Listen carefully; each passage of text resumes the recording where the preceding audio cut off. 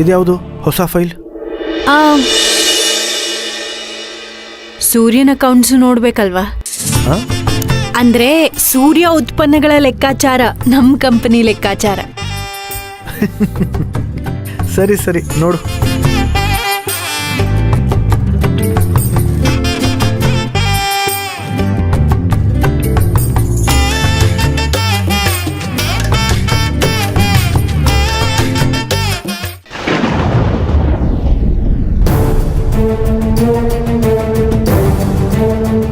ನಾನು ಕೆಳಗಿಟ್ಟಿದ್ದ ಫೈಲ್ ಮೇಲ್ ಹೇಗೆ ಬಂತು?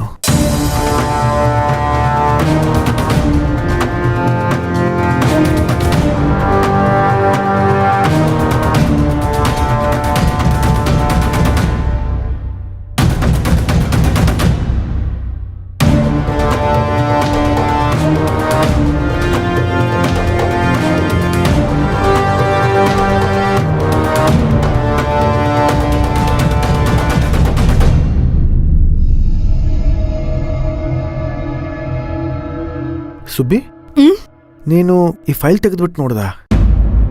ಇಲ್ವಲ್ಲ, ಯಾಕೆ?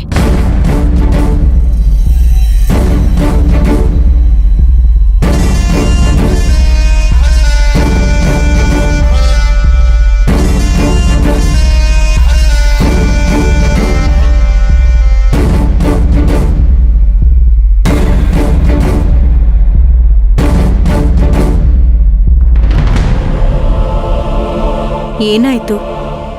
ಅದರಲ್ಲಿ ಸೂರ್ಯಮಣಿಗೆ ಸಂಬಂಧಪಟ್ಟಿರುವಂಥ ದಾಖಲೆ ಪತ್ರಗಳಿದ್ದಾವೆ.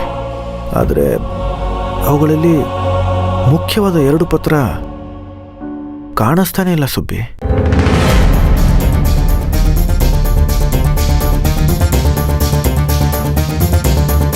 ಕಾಣಿಸ್ತಿಲ್ವಾ?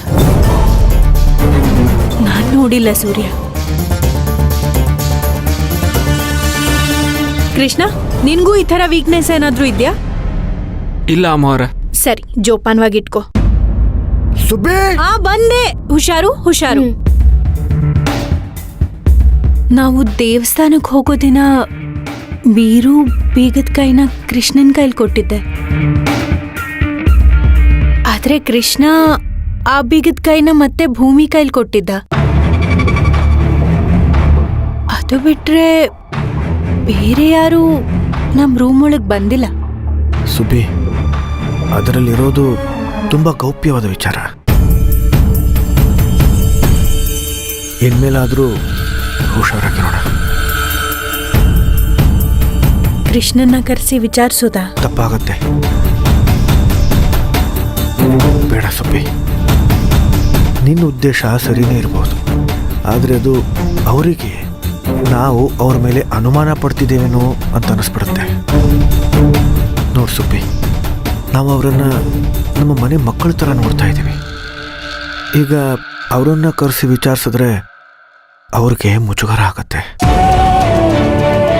ಅವರು ಹೊರಗಿನವರು ಅನ್ನೋ ಭಾವನೆ ಅವರಿಗೆ ಬಂದ್ಬಿಡುತ್ತೆ.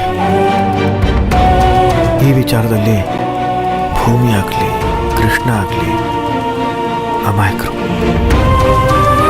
ಬಹುಶಃ ನನ್ನ ಕೈಯಿಂದಾನೇ ಆ ಪತ್ರಗಳು ಎಲ್ಲೋ ಬಿದ್ದಿರಬಹುದು. ಹುಡುಕ್ತೀನಿ, ಸಿಗ್ತವೆ.